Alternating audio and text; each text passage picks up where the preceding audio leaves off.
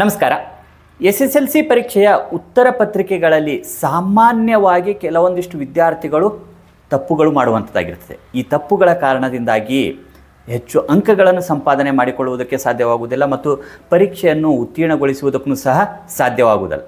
ಸಾಮಾನ್ಯವಾಗಿ ಈ ರೀತಿಯಾಗಿ ಮಾಡುವಂತಹ 5 ತಪ್ಪುಗಳು ಅಂದರೆ SSLC ಪರೀಕ್ಷೆಯ ಉತ್ತರ ಪತ್ರಿಕೆಯಲ್ಲಿ ವಿದ್ಯಾರ್ಥಿಗಳು ಸಾಮಾನ್ಯವಾಗಿ ಮಾಡುವಂಥ 5 ತಪ್ಪುಗಳು ಮತ್ತು ಅವುಗಳನ್ನು ತಿದ್ದಿಕೊಳ್ಳುವಂಥ ವಿಧಾನಗಳು ಯಾವುವು ಅನ್ನೋದನ್ನು ಈ ವಿಡಿಯೋದಲ್ಲಿ ನೋಡ್ಕೊಂಡು ಬರೋಣ. ಪೂರ್ತಿಯಾಗಿರುವಂಥ ವಿಡಿಯೋನ ವೀಕ್ಷಿಸಿ. ಭಾಳ ಇಂಟ್ರೆಸ್ಟಿಂಗ್ ಆಗಿರುವಂಥ ವಿಡಿಯೋ ಆಗಿರುವಂಥದ್ದು. ಯಾವ ತಪ್ಪುಗಳನ್ನು ವಿದ್ಯಾರ್ಥಿಗಳು ಪುನಃ ಮಾಡುವಂಥದ್ದಾಗಿರ್ತದೆ, ಅವುಗಳನ್ನು ಮಾಡದೇ ಉತ್ತಮವಾಗಿ ಉತ್ತರ ಪತ್ರಿಕೆಯಲ್ಲಿ ಉತ್ತರಿಸಿ ಒಳ್ಳೆಯ ಅಂಕಗಳನ್ನು ಸಂಪಾದನೆ ಮಾಡಿಕೊಳ್ಳುವುದು ಹೇಗೆ ಅನ್ನೋ ಒಂದು ಅಂಶವನ್ನು ಈ ವಿಡಿಯೋದಲ್ಲಿ ನೋಡ್ಕೊಂಡು ಬರ್ತಾ ಇರುವಂಥದ್ದಾಗಿರ್ತದೆ. 5 ಕಾಮನ್ ಮಿಸ್ಟೇಕ್ಸ್ಗಳು ಇರುವಂಥದ್ದಾಗಿರ್ತದೆ.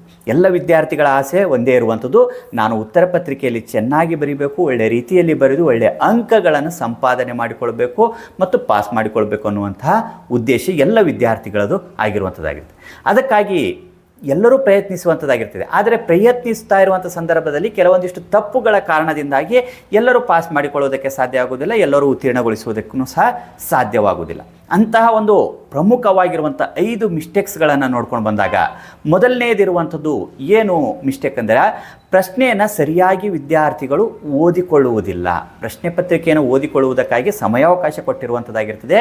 ಮೊದಲನೇ ತಪ್ಪು, ಆ ಒಂದು ಕ್ವಶನನ್ನು ಸರಿಯಾಗಿ ಓದದೇ ಇರುವಂಥದ್ದು ತಪ್ಪಾಗಿರುವಂಥದ್ದು. ಏನಾಗಿರ್ತದೆ, ಪ್ರಶ್ನೆ ಅರ್ಧಂಬರ್ಧ ಓದಿರ್ತಾರೆ, ಸ್ವಲ್ಪ ಓದುವಂಥದ್ದು. ಈ ಪ್ರಶ್ನೆಯ ಉತ್ತರ ನನಗೆ ಗೊತ್ತಿದೆ, ಇದಿಷ್ಟು ಓದಿದ ತಕ್ಷಣ ಪ್ರಶ್ನೆ ಅರ್ಥ ಆಗಿದೆ ಅಂದ್ಕೊಂಡಿರ್ತಾರೆ. ಪ್ರಶ್ನೆ ಒಂದು ಬಾರಿ ಅಥವಾ ಇನ್ನೊಂದು ಬಾರಿ ಪುನಃ ಸರಿಯಾಗಿ ಓದಬೇಕಾಗಿರುವಂಥದ್ದು. ಕೆಲವೊಮ್ಮೆ ವಿಶ್ಲೇಷಿಸಿ ಅಂತಿರುವಂಥದ್ದಾಗಿರ್ತದೆ, ಸಮರ್ಥಿಸಿ ಅಂತ ಆಗಿರುವಂಥದ್ದಾಗಿರ್ತದೆ, ಅಥವಾ ಪರಿಹಾರ ಸೂಚಿಸಿ ಅಂತ ಬರುವಂಥದ್ದಾಗಿರ್ತದೆ.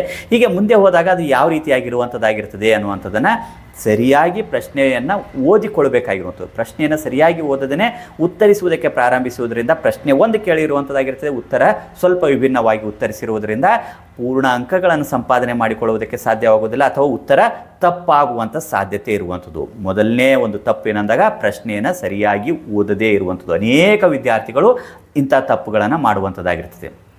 ಈ ಒಂದು ತಪ್ಪನ್ನು ಮಾಡದೇ ಇರುವುದಕ್ಕಾಗಿ ಪ್ರಶ್ನೆ ಏನಿದೆ ಅನ್ನೋದು ಒಂದು ಬಾರಿ ಅಥವಾ ಇನ್ನೊಂದು ಬಾರಿ ಪುನಃ ಓದಿ ಪ್ರಶ್ನೆಯನ್ನು ಸರಿಯಾಗಿ ಅರ್ಥ ಮಾಡಿಕೊಂಡಿದ್ದೀನಿ ಅಂದ್ಕೊಂಡಾದಮೇಲೆ ಉತ್ತರಿಸುವುದಕ್ಕೆ ಪ್ರಯತ್ನಿಸಬೇಕಾಗಿರುವಂಥದ್ದು. ಪಟ್ಟಿ ಮಾಡಿ ಅಂತ ಹೇಳಿ ಕೇಳಿರ್ಬೋದು, ವ್ಯತ್ಯಾಸ ತಿಳಿಸಿ ಅಂತ ಹೇಳಿ ಕೇಳಿರ್ಬೋದು.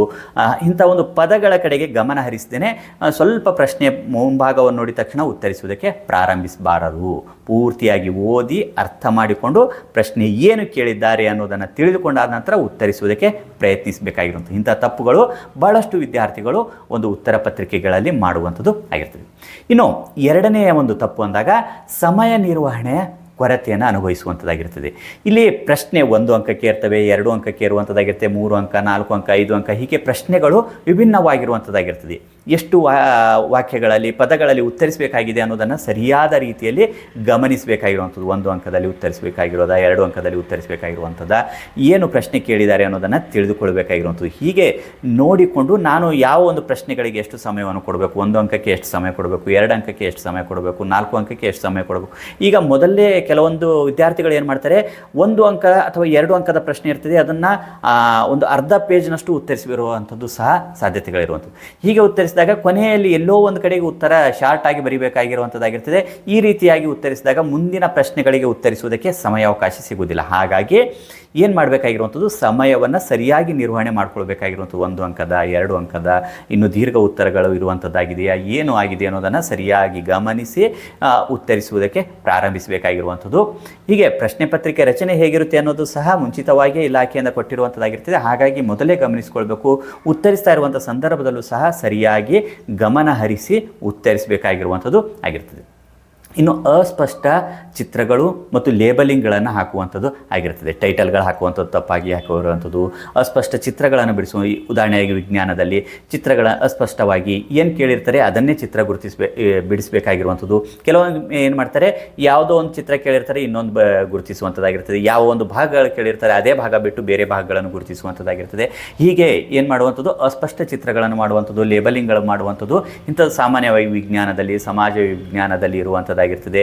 ಇನ್ನು ಪೆನ್ಸಿಲ್ಲು ಸಹ ನೀಟಾಗಿ ತೆಗೆದುಕೊಂಡು ಚೂಪಾಗಿರುವಂಥದ್ದನ್ನು ನೋಡ್ಕೊಳ್ಬೇಕಾಗಿರುವಂಥದ್ದು, ಪಾಯಿಂಟ್ಔಟ್ ಮಾಡ್ತಾ ಇರುವಂಥ ಸಂದರ್ಭದಲ್ಲಿ ಎಲ್ಲೆಲ್ಲೋ ಹೋಗಿಬಿಡುವಂಥ ಸಾಧ್ಯತೆಗಳಿರುವಂಥದ್ದಾಗಿರ್ತದೆ. ಹೀಗಾಗಿ ಚಿತ್ರ ಬಿಡಿಸ್ತಾ ಇರುವಂಥ ಸಂದರ್ಭದಲ್ಲಿ ಪೆನ್ಸಿಲ್ ಸಹ ಚಿತ್ರ ಬಿಡಿಸುವುದಕ್ಕೆ ಸಮರ್ಪಕ ರೀತಿಯಲ್ಲಿ ಅದನ್ನು ಗುರುತಿಸಿಕೊಳ್ಳೋದಕ್ಕಾಗಿ ಯಾವ ರೀತಿ ಬೇಕಿರುತ್ತೋ ಅದನ್ನು ಸಿದ್ಧಪಡಿಸಿಕೊಳ್ಬೇಕಾಗಿರುವಂಥದ್ದಾಗಿರ್ತದೆ. ಹೀಗೆ ಅಸ್ಪಷ್ಟ ಚಿತ್ರಗಳು ಮತ್ತು ಲೇಬಲಿಂಗ್ಗಳಿಗೆ ಸಂಬಂಧಿಸಿದಂತೆ ಮೂರನೇ ತಪ್ಪು ಮಾಡುವಂಥದ್ದಾಗಿರ್ತದೆ. ಈ ತಪ್ಪು ಮಾಡದೇ ಉತ್ತರಿಸಬೇಕಾಗಿರುವಂಥದ್ದು ಆಗಿರ್ತದೆ. ಇನ್ನು ಉತ್ತರಗಳ ಪ್ರಸ್ತುತಿ ಅಪ್ರಸ್ತುತ ರೀತಿಯಲ್ಲಿ ವ್ಯಕ್ತಪಡಿಸುವಂಥದ್ದಾಗಿರುತ್ತೆ. ಉತ್ತರಗಳು ಏನು ಮಾಡಬೇಕಾಗಿರ್ತದೆ, ಪ್ರಶ್ನೆಯನ್ನು ಓದಿ ಅರ್ಥ ಮಾಡಿಕೊಂಡಾದ ನಂತರ ಅದನ್ನು ಹೇಗೆ ವ್ಯಕ್ತಪಡಿಸಬೇಕಾಗಿರುವಂಥದ್ದಾಗಿದೆ ಆ ರೀತಿಯಾಗಿ ವ್ಯಕ್ತಪಡಿಸಬೇಕಾಗಿರುವಂಥದ್ದಾಗಿರ್ತದೆ. ಅಲ್ಲಿ ಉತ್ತರಿಸುವಂಥದ್ದು ಬೇರೆ ಉತ್ತರವನ್ನು ನಿರೀಕ್ಷೆ ಹೊಂದಿರುವಂಥದ್ದಾಗಿರ್ತದೆ. ಅದನ್ನು ಬೇರೆ ರೀತಿಯಲ್ಲಿ ಉತ್ತರಿಸಿದೆ ಆದಲ್ಲಿ ಅಂಕಗಳು ದೊರೆಯುವುದಿಲ್ಲ. ವಿದ್ಯಾರ್ಥಿಗೆ ಏನು ಅನಿಸ್ತದೆ, ನಾನು ಎಲ್ಲವೂ ಬರೆದಿದ್ದೇನೆ, ಪೂರ್ತಿಯಾಗಿ ಬರೆದಿದ್ದೇನೆ ಅನ್ನುವಂಥ ಒಂದು ಮನೋಭಾವ ಹೊಂದಿರ್ತಾರೆ. ಆದರೆ ಅಲ್ಲಿ ಏನು ಪ್ರಸ್ತುತ ಆ ಪ್ರಶ್ನೆಗೆ ಏನು ಉತ್ತರ ಬೇಕಾಗಿರುತ್ತೆ ಆ ಅಂಶಗಳು ಅದರಲ್ಲಿ ಇರುವುದಿಲ್ಲ. ಹಾಗಾಗಿ ಪ್ರಶ್ನೆ ಏನಿದೆ ತಿಳಿದುಕೊಂಡು ಉತ್ತರದ ಪ್ರಸ್ತುತಿ ಸಮರ್ಪಕವಾಗಿ ಮಾಡಬೇಕಾಗಿರುವಂಥದ್ದಾಗಿರ್ತದೆ. ಹೀಗೆ 4ನೇ ತಪ್ಪನ್ನು ಸಹ ಮಾಡದೇ ಉತ್ತರ ಪತ್ರಿಕೆಗಳಲ್ಲಿ ಕರೆಕ್ಟಾಗಿ ಉತ್ತರಿಸಬೇಕಾಗಿರುವಂಥದ್ದು ಆಗಿದೆ. ಇನ್ನು 5ನೇ ತಪ್ಪು ಬಹಳ ಪ್ರಮುಖವಾಗಿರುವಂಥ ತಪ್ಪು ಸಹ ಆಗಿರುವಂಥದ್ದು. ಏನು ಮಾಡ್ತಾರೆ, ಪ್ರಶ್ನೆಗಳ ಸಂಖ್ಯೆಯನ್ನು ತಪ್ಪಾಗಿ ಹಾಕುವಂಥದ್ದು ಅಥವಾ ಪ್ರಶ್ನೆಗಳ ಸಂಖ್ಯೆನೇ ಹಾಕಿರುವುದಿಲ್ಲ.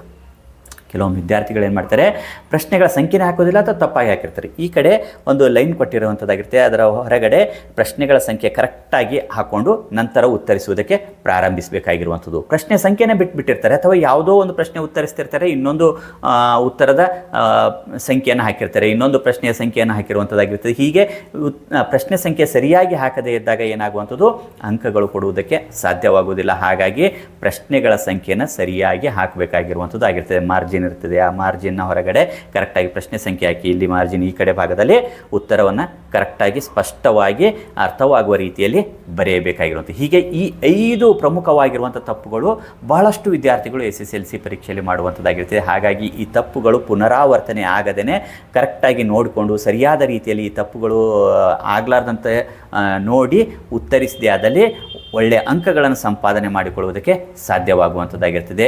ಈ ಎಲ್ಲ ಅಂಶಗಳನ್ನು ಗಮನಿಸುವ ಜೊತೆಗೆ ಉತ್ತರವು ಏನಾಗಿರಬೇಕಾಗಿರೋ ಸ್ಪಷ್ಟವಾಗಿ ನೀಟಾಗಿ ಹಾಕಬೇಕಾಗಿರುವಂಥದ್ದು. ಒಂದು ಪ್ರಶ್ನೆಯನ್ನು ಉತ್ತರಿಸಿ ಆದ ನಂತರ ಸ್ವಲ್ಪ ಸ್ಪೇಸ್ ಬಿಟ್ಟು ನೆಕ್ಸ್ಟ್ ಪ್ರಶ್ನೆ ಸಂಖ್ಯೆಯನ್ನು ಹಾಕಿ ನೆಕ್ಸ್ಟು ಉತ್ತರಿಸಬೇಕಾಗಿರುವಂಥದ್ದು.